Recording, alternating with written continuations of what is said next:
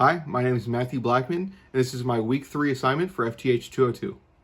Okay, so I'm going to be walking through some of the internal components of the revolver. I'm going to talk about what malfunctions might happen if those parts fail, and explain how that affects the cycle of operations. I removed the side plate so I can point to each part as I talk about it, and after this I will be showing how to measure the barrel twist rate on the revolver and explain why it's a useful skill for a gunsmith. Before we start, I'm going to show that this revolver is clear. There is nothing inside the cylinder. The barrel is free of obstructions. And let's get started. So in this particular revolver, our Taurus 856, this is the hand. The hand's job is to push on the ratchet of the cylinder and rotate it as you pull the trigger. If the hand fails, for example, if it's worn, like this one right here from a Colt New Army, it was worn down and it caused the timing of the cylinder to be slow. Or if it's broken like this, where it actually has, this particular hand had a hand spring, which broke, it can cause a failure to rotate. That means the cylinder won't advance fully to the next chamber, and if it doesn't rotate enough, you can also have a failure to lock, because the chamber isn't lining up properly with the barrel. So in the cycle of operations, both the feeding and locking stages are affected. So here's the sear, which holds the hammer back and releases it at the right point in the trigger pull, like so. If the sear fails, you might get a failure to cock or a failure to fire. So a bad sear can mean the hammer won't stay cocked, as in if I cock it back, it could release prematurely, it could not hold back at all. In the cycle of operations, that interrupts the firing stage. It can also be a safety issue because if you're cocking it back and it releases instead of holding back, it can obviously cause a negligent discharge. So next we'll be looking at the cylinder stop. Its job is to lock the cylinder in place so the chamber is perfectly aligned with the barrel when the gun fires. So as you can see, right there is moving the cylinder and then locking it in place right there, and it is locked into place. If the cylinder stop fails, you can see a failure to lock. That means the cylinder might not lock fully or could slip out of timing. Just gonna pull the hammer slightly back right here, and we could see that the cylinder might not lock fully, so it could be like this, and it could slip out of timing. This is obviously a safety issue, and it directly affects the locking stage of the cycle of operations and can lead to timing issues, poor accuracy, or even spitting at the cylinder gap. And lastly, before we measure twist rate, we're going to be looking at the hammer strut. This part transfers energy from the main spring to the hammer.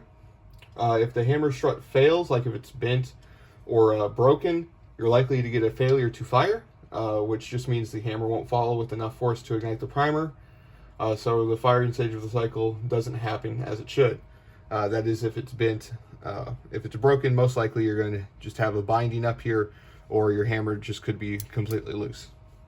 And I'll be right back to measure the twist rate.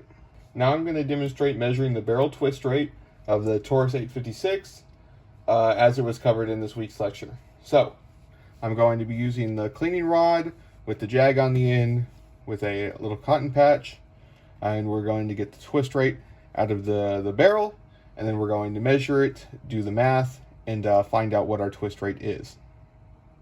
All right, so I have the cotton patch wrapped around the jag.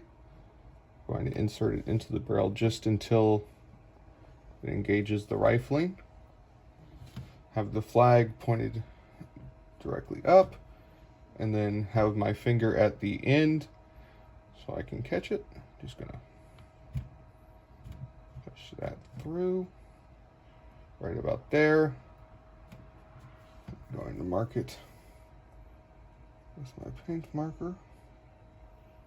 All right, I'm gonna push this the rest of the way through. Grab the patch off, pull that out. And as you can see, it rotated about 1/8 of an inch with the flag. We have our mark there, and I'll be right back to measure this.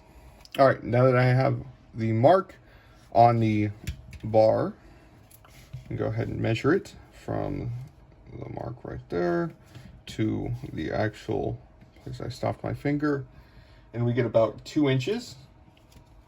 So because it moved 1/8 of a revolution in the 2-inch barrel, then we're going to use the formula that was applied in the lecture, which will be 2 times 8, which will equal 16.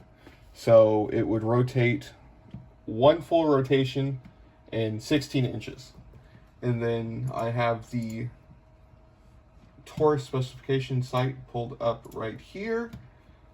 And according to Taurus's specifications for the 856-38 special, the barrel twist rate is listed at 1 in 16.5 inches. So that verifies that the measurement is correct. Now that that math is done. And then being able to measure and verify twist rate is important for gunsmiths, as it helps you make sure the barrel is stabilizing bullets as expected and confirms the firearm is in spec. This is especially useful if you're diagnosing accuracy issues or just confirming that the barrel is in good condition. It can also help you find a potential barrel bulge in case. And that wraps up my week 3 video for FTH 202. I've talked through the possible malfunctions when specific parts fail, explained how the cycle of operations is affected, and shown how to measure and verify barrel twist rate. Thanks for watching.